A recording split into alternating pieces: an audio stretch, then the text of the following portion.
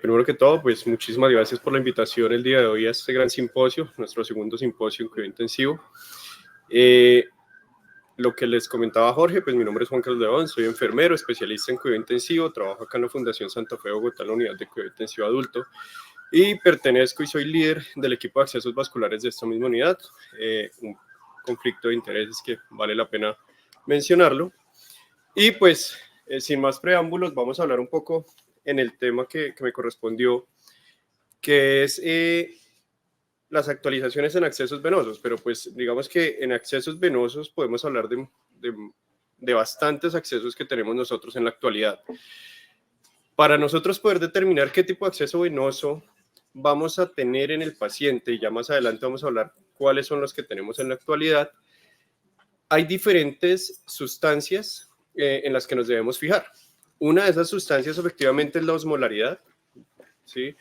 Que no es más sino la concentración de solutos definida como un número de osmoles de un soluto por litro.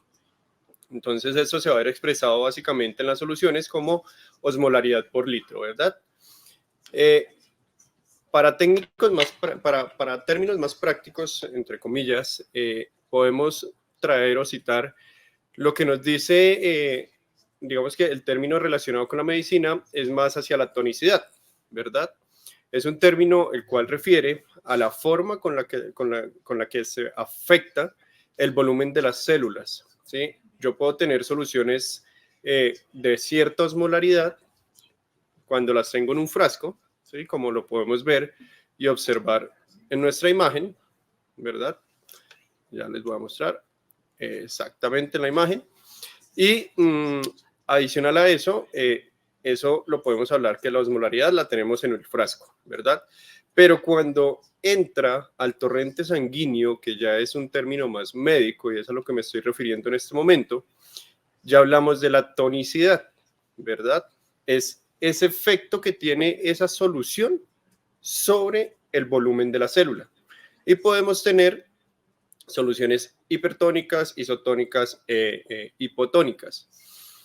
La osmolaridad plasmática, pues ya todos la conocemos, varía entre 290 a 350 miliosmoles por litro, ¿sí? Es nuestra osmolaridad sérica. ¿Y de dónde sale esa osmolaridad sérica? ¿Sí? Que es importante a veces como, sí, vamos a hablar de osmolaridad, pero pues no sabemos muy bien de dónde es que sale ese número de 290 a 305 miliosmoles. Pues no es más sino el sodio multiplicado por 2, la glucosa dividido en 18 y el BUN dividido en 2.8. Este resultado pues me va a dar prácticamente casi siempre entre 290 a 305 miliosmoles por litro. Claro, cuando empezamos a tener pacientes con alguna dificultad, porque hemos utilizado terapias hiperosmolares y otro tipo de medicamentos, pues ya vamos a empezar a ver una afectación a nivel de la osmolaridad plasmática. Entonces, ¿importante saberlo? Sí, claro, es importante saberlo.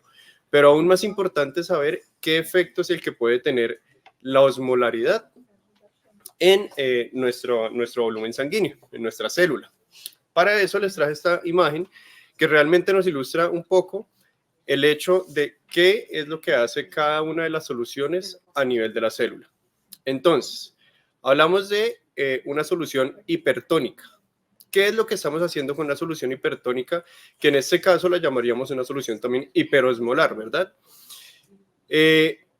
Hablamos de que la célula vamos a deshidratarla. Cuando yo necesito que la célula saque o empecemos a extraer agua de la célula, lo que voy a hacer es proporcionar una solución hipertónica, ¿verdad?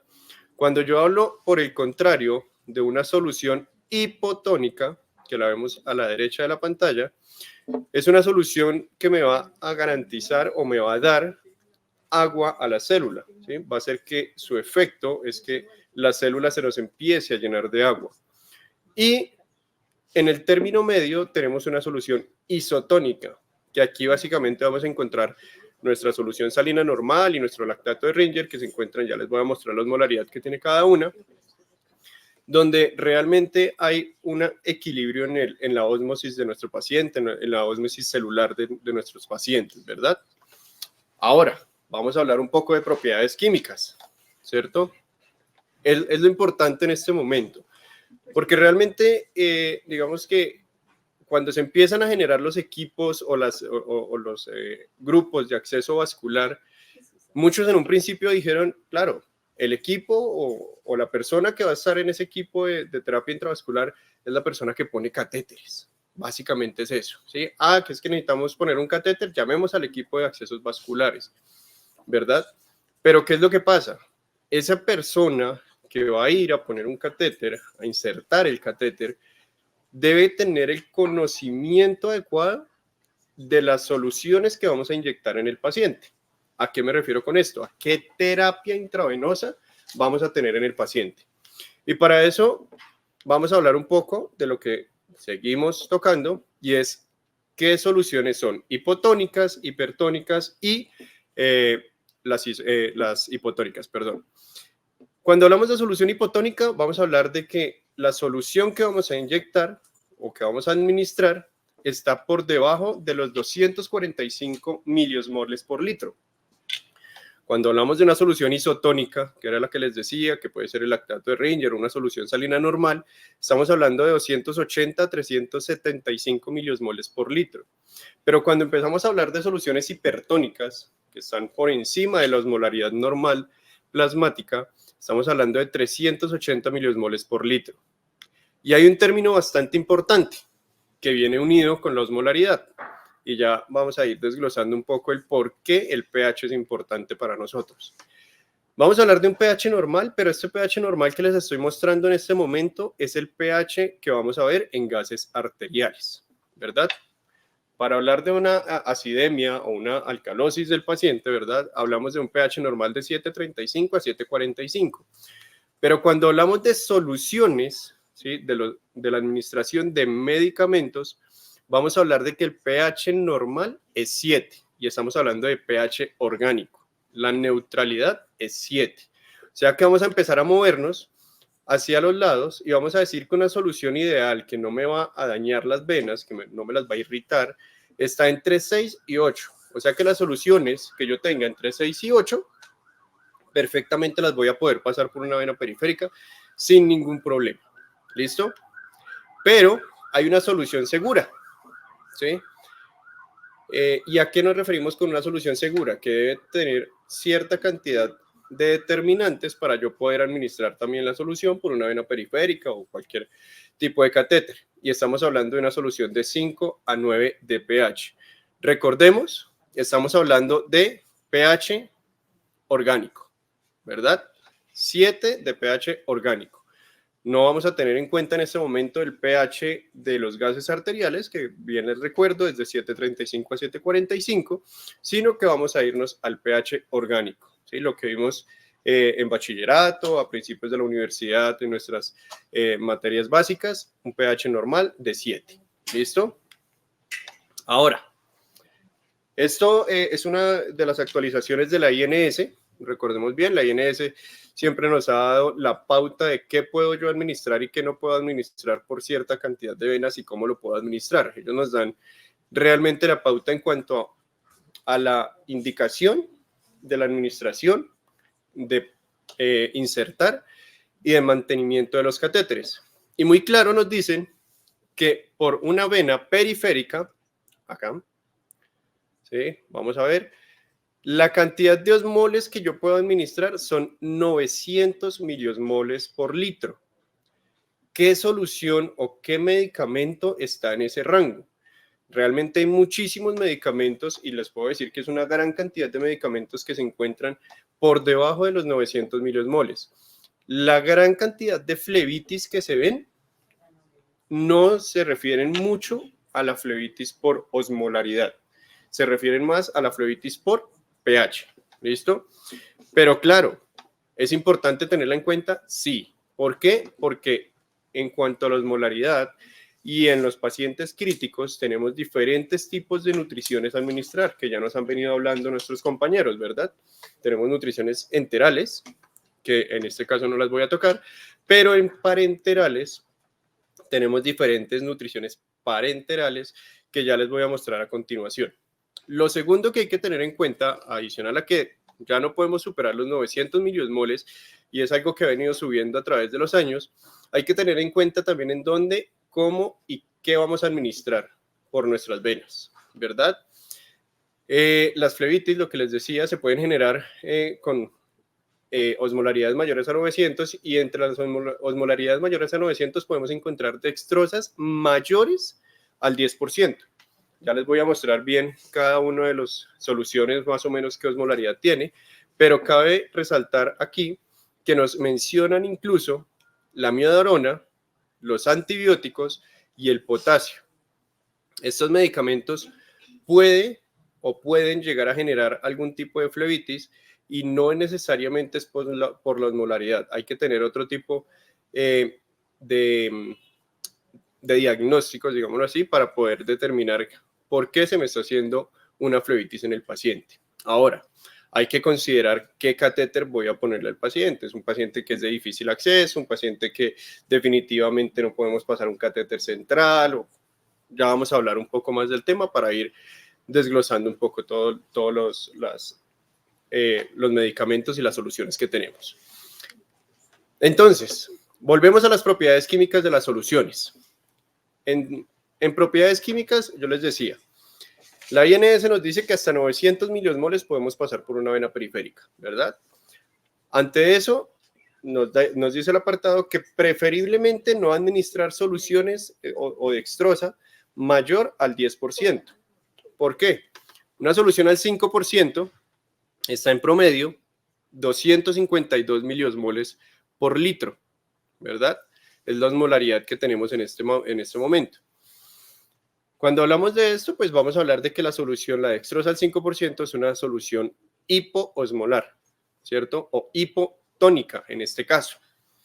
Cuando ya hablamos de una dextrosa al 50%, que es la siguiente presentación que tenemos nosotros después de la del 10, nosotros usualmente en el mercado tenemos dextrosas al 5, al 10 y al 50%.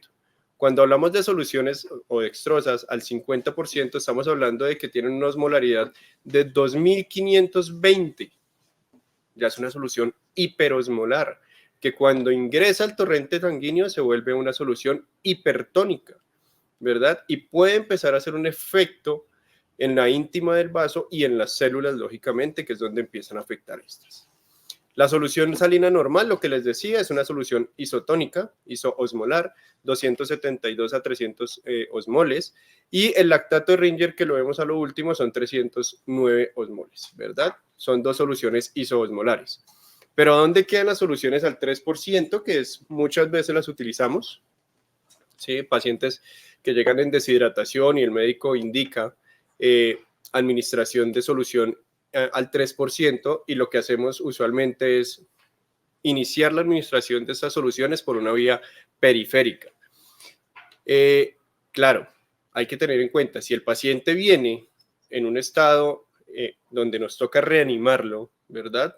Viene en shock o algo relacionado porque está muy deshidratado y toca empezar a darle volemia al paciente, y el doctor necesita una solución al 3%, ok, podemos administrarla, pero hay que tener diferentes ítems a tener en cuenta. Ya los voy a mencionar. La solución al 3% tiene una osmolaridad de 1060. Se considera una solución hipertónica por eso, porque está muy por encima de la osmolaridad plasmática. Si hablamos de una solución al 7.5%, que es muy utilizada en pacientes con edema cerebral, ¿verdad?, que son las soluciones hipertónicas que utilizamos en estos pacientes para disminuir el edema cerebral, estamos hablando de 2.400 miliosmoles, o sea, es una solución de bastante osmolaridad, y vamos a empezar a tocar temas de hipertonicidad en este caso. Y por el contrario, cuando hablamos de una solución al medio, que es al 0.45, o al cuarto, que es un poco más baja, vamos a tocar una osmolaridad de 145, se vuelve una solución hipoosmolar, ¿verdad? Entonces, esto digamos que es más para entrar en contexto, para mirar un poco qué es lo que tenemos en el mercado, que estas soluciones son las que más usamos. Y a continuación, lo que sí les voy a mostrar es el tipo de nutrición que tenemos nosotros en Fundación Santa Fe en este momento. Tenemos nutriciones parenterales periféricas. En este caso, tenemos 3 presentaciones de nutriciones ya premezcladas, digámoslo así, pero hay que tener en cuenta que todas tres son parecidas pero diferentes. ¿En qué sentido? En que tienen diferentes componentes, ¿sí? Una viene con más concentración de líquidos, de lípidos, sodio, potasio, y en esta especial, esta es de 1250 ml, tiene un pH que, si se dan cuenta, está entre un rango de seguridad de 5 a 6 y una osmolaridad de 840 miliosmoles por litro. ¿Esto qué nos dice? ¿La podemos pasar por una vena periférica? Claro, la podemos pasar por una vena periférica en el sentido de que la INS nos dice que nuestro límite superior son 900 miliosmoles. ¿Podemos hacerlo? Sí, lo podemos hacer. Esta es una de las presentaciones que tenemos nosotros. La siguiente presentación de la nutrición parenteral es esta, de 1875, es una bolsa un poco más grande. Y tenemos una osmolaridad igual, 840 miliosmoles, con un pH de seguridad que está en 5 a 6. Perfecta. ¿La podemos pasar por una vena periférica? Sí. ¿Qué nos dice la INS? Claro, puedes pasar hasta 900 miliosmoles, con esta no hay ningún problema. La siguiente es una, digamos que es una nueva versión que nos llegó esta nutrición, pero hay que tener en cuenta algo. A pesar de que es una premezcla que ya viene hecha, ¿sí? Viene para nosotros hacer la distribución y hacer el montaje, tenemos que es una solución más pequeña, viene de 625 ml, pero adicional a esto hay que tener en cuenta algo, y es que el pH no cambia, es de 5 a 6, ¿verdad? Viene con lo mismo, pero la osmolaridad sí nos cambia y viene de 1545 miliosmoles. Es una osmolaridad bastante alta que realmente por una vena periférica no la podemos administrar. Y hay que tener en cuenta esto porque a veces se nos olvida a nosotros leer un poco las etiquetas de los medicamentos y nos confiamos de porque tenemos nutriciones parenterales periféricas, posiblemente esta, si no nos fijamos, podemos empezar a caer en el error de mandar esta nutrición por una vena periférica y empezar un efecto no deseado en el paciente en este caso. Y por último, tenemos nuestra nutrición grande, nuestra nutrición parenteral, las nutriciones parenterales totales. Usualmente vienen por encima de los 1800 miliosmoles. Recordemos que están hechas muchas a base de dextrosa al 50% y el resto de componentes, fósforo, potasio, magnesio, que le dan mucha más osmolaridad. Por eso vale la aclaración, arrancan más o menos en una osmolaridad de 1800 miliosmoles hacia arriba, porque pueden llegar a tener 2400, 2600 miliosmoles. Por eso, sí o sí, vamos a pasarla por una vena, por un acceso central. Bueno. Teniendo en cuenta esto, pues vamos a hablar un poco del efecto hemodinámico o el efecto de la hemodilución realmente, que es lo que queremos nosotros. ¿Qué acceso vamos a ponerle al paciente? Eso es cuando empezamos a tocar este tema. ¿Cómo lo vamos a hacer? ¿Qué hay que tener en cuenta? No es solo decir, sí, claro, es una solución que tiene una osmolaridad elevada. ¿Y qué vamos a hacer con esa solución elevada, con esa osmolaridad elevada? ¿La vamos a poder poner por una vena periférica? ¿La vamos a poner por un acceso central? ¿Por qué tipo de catéter lo vamos a poner? ¿Y qué estamos buscando nosotros en este caso? Entonces, la imagen, digamos que es muy concluyente en lo que quiero decirles. Cuando nosotros vamos a insertar un catéter, realmente lo que queremos buscar en el paciente es una mejor hemodilución de los componentes del medicamento. Cuando ponemos cánulas demasiado grandes, como lo ven en la parte de abajo, ¿sí? Estamos haciendo que se ocluya la luz del vaso, o sea que no va a haber una hemodilución del medicamento. El medicamento se va a administrar a la vena, sí, pero no va a haber sangre, en este caso, un flujo sanguíneo que me arrastre ese medicamento, que me lo pueda guiar, que me lo pueda diluir mucho más, ¿sí? Esto pasa mucho con aquellos pacientes que no nos fijamos mucho y nos llegan a veces de salas de cirugía con venas metacarpianas, con cánulas 16, 18, hasta 14 en algunas ocasiones, porque el anestesiólogo pone su vena para administrar rápido los medicamentos que él necesita y cuando nos llega a la unidad de cuidado intensivo, muchos no se fijan qué tipo de catéter es el que trae el paciente. En cambio, también nos puede ocurrir que pongamos cánulas grandes sin fijarnos en una vena que no es tampoco adecuada para el tamaño. Y esto puede pasar que, si es que el paciente necesita un catéter 18 porque también vamos a administrar líquidos, bastante líquido, pero se nos olvida de que lo pusimos en una vena metacarpiana o en una vena radial que no era tan grande, y la dilución en este caso es pobre. ¿Por qué es pobre? Porque realmente el flujo que hay alrededor de mi catéter, como se pueden dar cuenta, es pobre, es pequeño, ¿sí? No alcanza a ser suficiente para que los medicamentos se puedan diluir rápidamente. Lo ideal, en nuestro caso, cuando vamos a utilizar soluciones con una osmolaridad elevada, cercana a los 900, y lo que nos recomienda la INS es utilizar cánulas pequeñas. ¿En qué parte? En el antebrazo. ¿Qué pasa con las venas del antebrazo? Son venas que ya son un poco más gruesas, ¿cierto? Van con un flujo mayor de sangre y me permiten mayor hemodilución del componente que yo tengo. O sea que lo ideal sería que en el antebrazo yo pusiera una cánula número 20 o 22, podría ser, para que tenga una mejor hemodilución y pueda tener ese efecto en el paciente que yo deseo. Ahora, pero es que la hemodilución y todo este tema pues es algo complejo. ¿De dónde sale? Resulta que hay, en dinámica de flujos se habla de la ecuación de Poiseuille.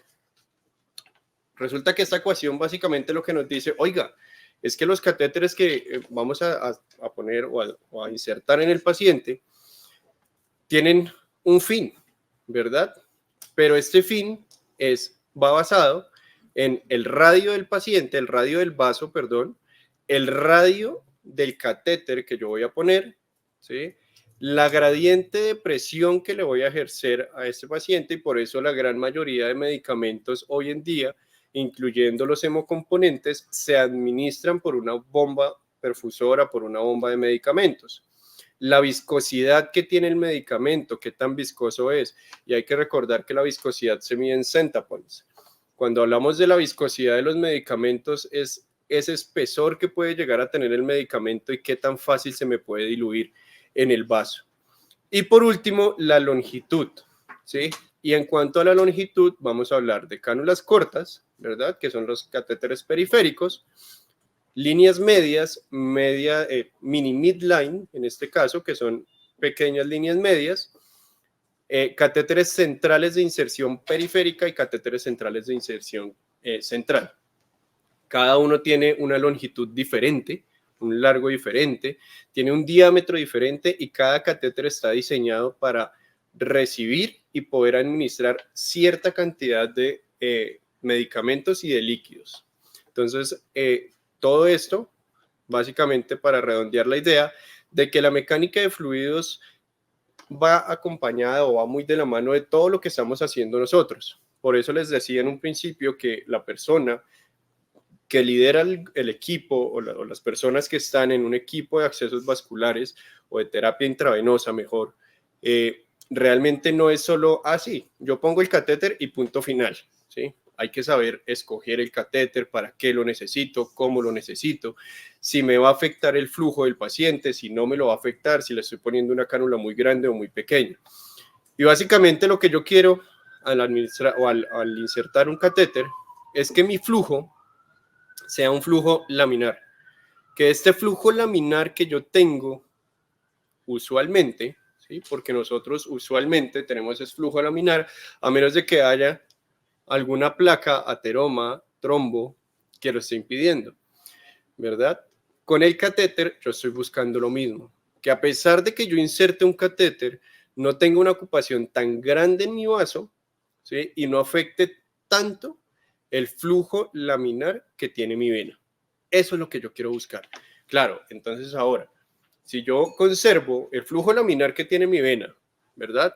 Más un buen flujo de la vena con una cánula pequeña, estoy evitando o disminuyendo el riesgo más bien de hacerle una flebitis al paciente. Básicamente, digamos que estos son los principios, ¿sí? Los fundamentos del cómo y por qué debo escoger yo cierto catéter para poder administrar mi terapia intravenosa. Ahora bien, este es un artículo que es un poco antiguo, digámoslo así, pero me gusta y los artículos, tengo 2 artículos que son más o menos para la fecha, pero es donde se empieza a hablar realmente de qué es lo que quiero y cómo lo quiero y por qué lo quiero, ¿sí?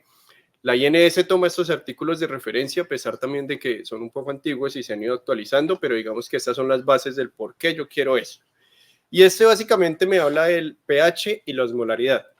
En cuanto a pH, vamos a ver la imagen superior, ¿verdad?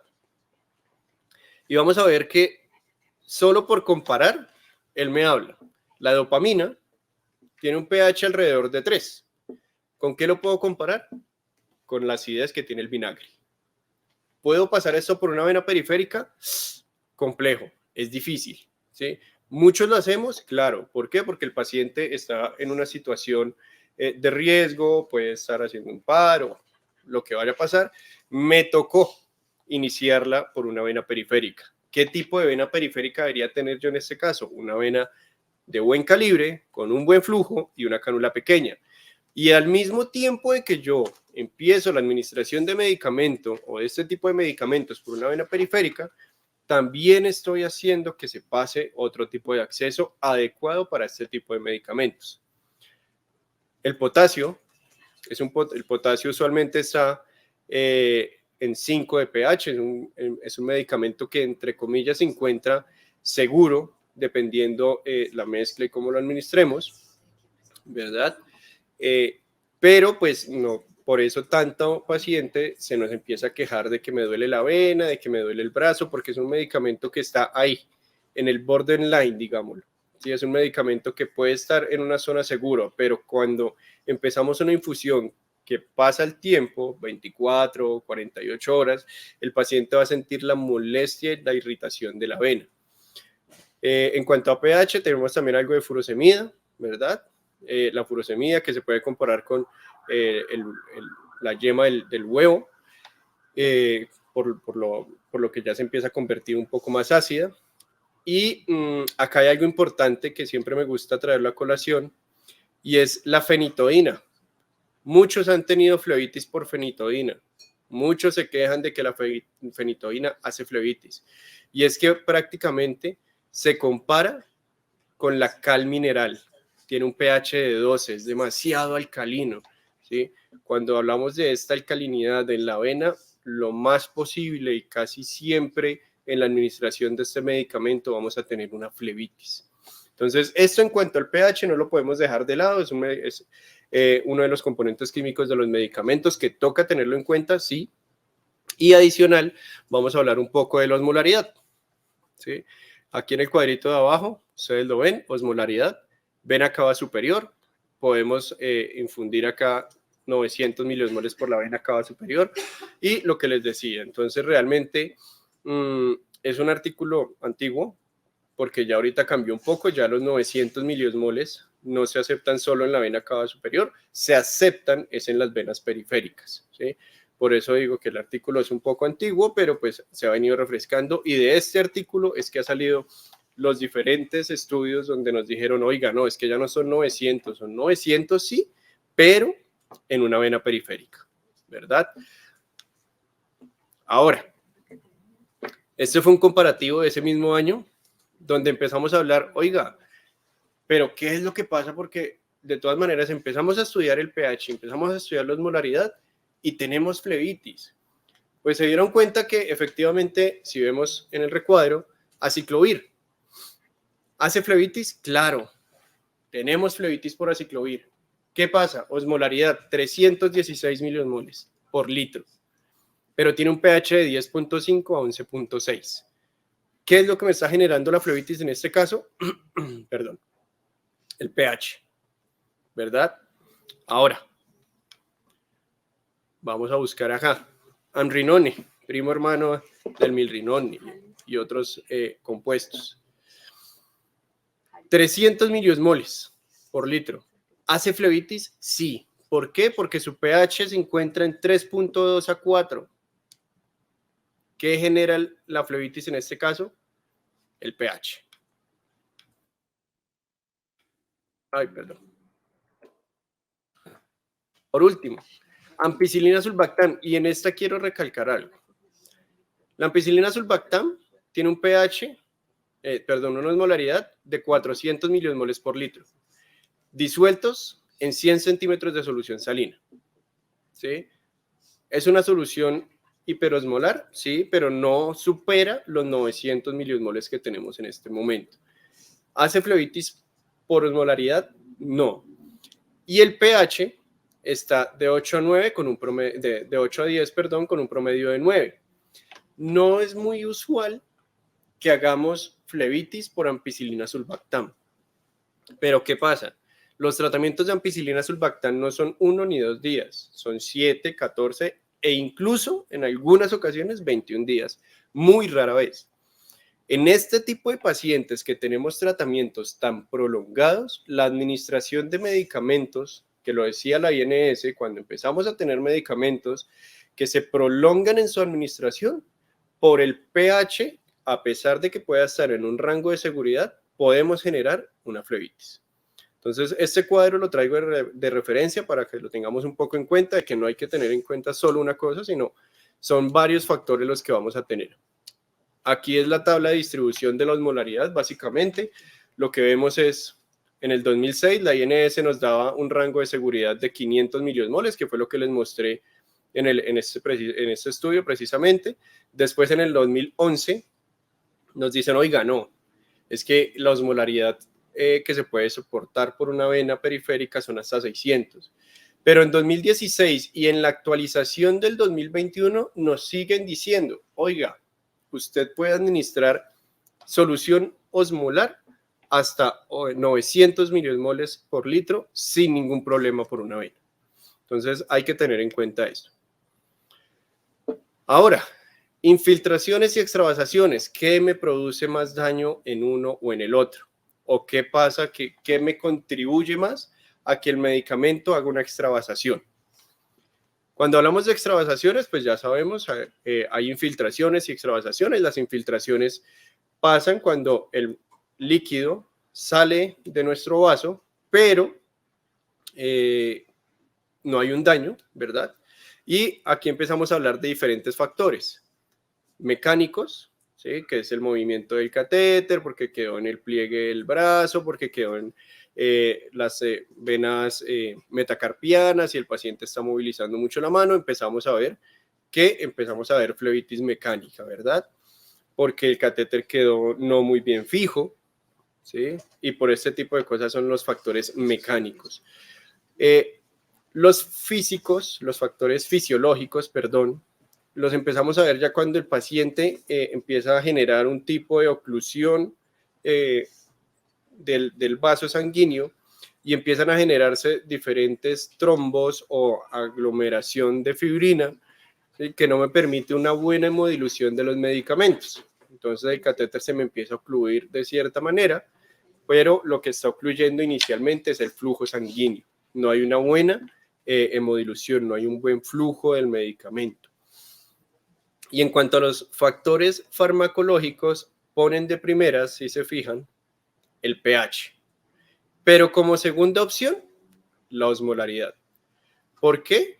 Porque sí, la osmolaridad vamos hasta 900 miliosmoles por litro, pero resulta que como a veces nos olvidamos de ella y empezamos a administrar medicamentos sin conocer sus químicos o su componente como tal, empezamos a generar este tipo de dificultades. ¿Listo? Ahora bien, vamos a ver un poco de imágenes, algunas son un poco crudas, pero son muy reales. Gracias a Dios nunca me ha pasado, estas son algunas imágenes de referencia, ¿sí? ¿Qué pasa cuando se nos infiltra un medicamento con una osmolaridad elevada? Vamos a verlas rápidamente, ¿verdad? Esto es lo que nos puede llegar a suceder, venas metacarpianas, donde hacen una infiltración de los medicamentos que realmente son muy fuertes y nocivos para el tejido subcutáneo.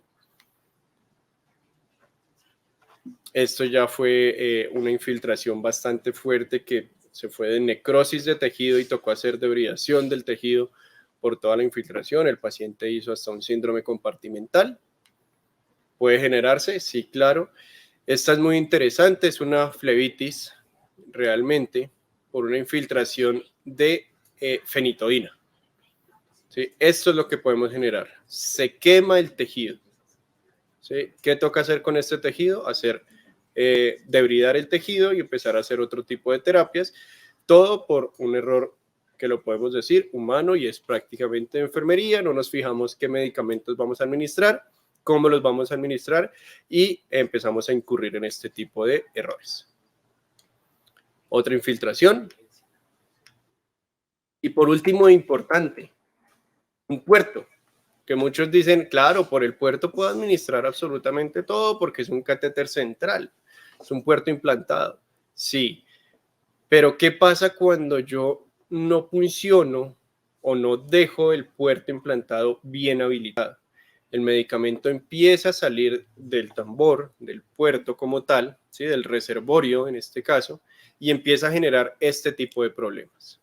¿Listo? Entonces no es solo así, ya inserté mi catéter adecuado y ya, empecemos la administración. No, ante esto hay que hacer una valoración continua de nuestros accesos vasculares, si le sirve al paciente, si no le sirve, si me toca cambiarlo, si se está ocluyendo, qué es lo que está pasando, si está bien posicionado o no.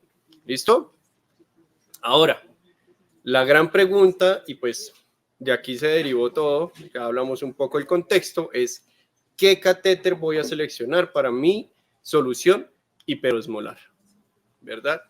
Y encontramos una variedad de catéteres. Y ya con esto vamos terminando un poco.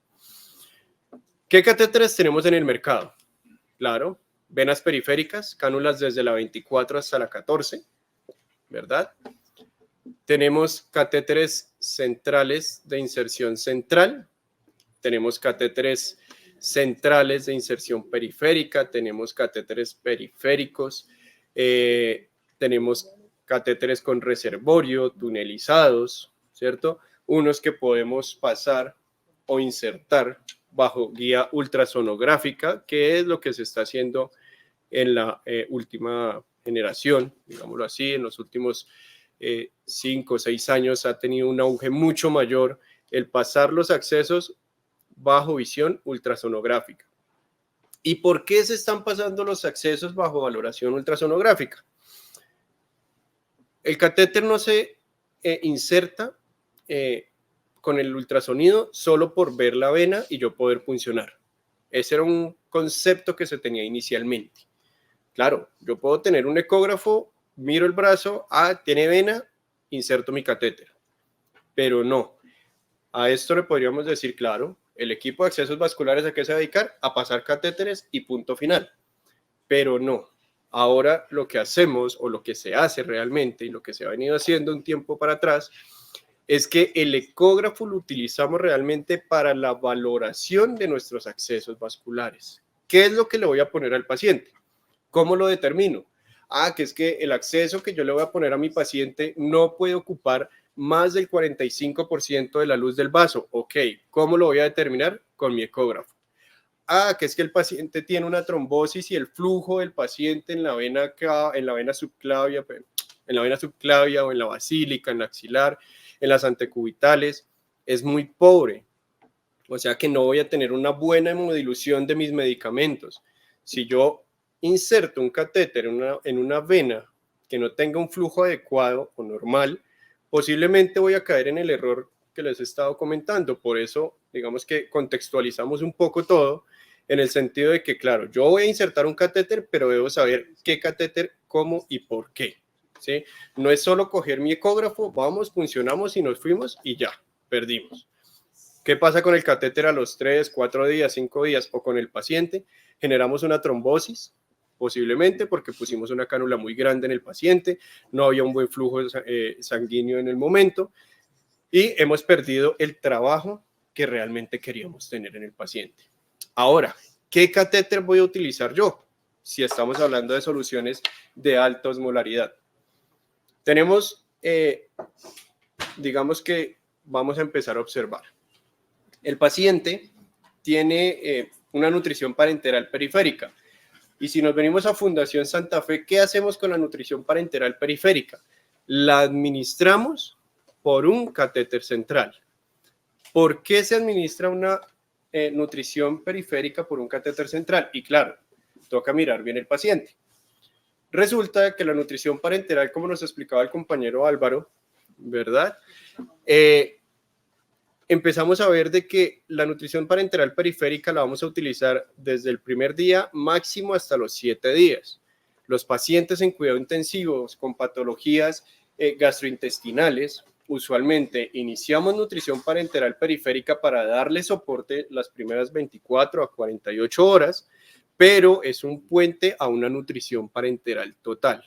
Entonces lo que hacemos es asegurar de una vez un acceso central, iniciamos la administración de nuestra nutrición parenteral y el paciente se puede quedar con ese acceso durante la hospitalización en cuidado intensivo, y si se va a ir para hospitalización general puede irse con el catéter, e incluso si el paciente requiere irse para la casa con el catéter central periférico, divinamente lo puede hacer y podemos trabajar con él en casa, no tenemos ningún inconveniente. ¿En dónde vamos a insertar nuestro catéter? Se inserta usualmente en la vena basílica, lo vamos a ver por acá, en la imagen del centro, en nuestra vena basílica, en el tercio medio del brazo, realmente es donde empezamos a insertar nuestra catéter, con el fin de que, uno, la vena basílica es una de las venas más gruesas que tenemos en el brazo. Claro, eso si lo leemos en los artículos y en todos los libros, vamos a encontrar que la vena basílica es la vena con mejor torrente sanguíneo, mucho más gruesa. Pero cuando vamos a hacer la valoración, a veces nos encontramos con la sorpresa de que la vena basílica a veces no es la mejor opción y nos toca irnos a la vena braquial, pero nos vamos a la misma altura, tercio medio de nuestro brazo. ¿Sí? ¿Con qué fin? Con el fin de que si tenemos una buena vena, podemos hacer una buena inserción de nuestro catéter bajo guía ultrasonográfica, vamos a evitar multipuncionar al paciente y adicional a eso, vamos a tener un catéter que le va a durar toda la hospitalización al paciente. No vamos a tener ningún problema. Entonces, en lo que a nosotros o a mí concierne, desde el equipo de terapia intravascular de la Fundación Santa Fe, se ha tomado la determinación de que esas soluciones que son con una alta osmolaridad, sí o sí, se pasan por un acceso central tipo periférico o de acceso central. O sea, un PIC o un CBC. ¿Listo? Muchísimas gracias por su atención, espero les haya gustado la presentación del día de hoy y pues quedamos prestos a cualquier tipo de inquietud, duda y pues para aclararla de una vez. Muchas gracias.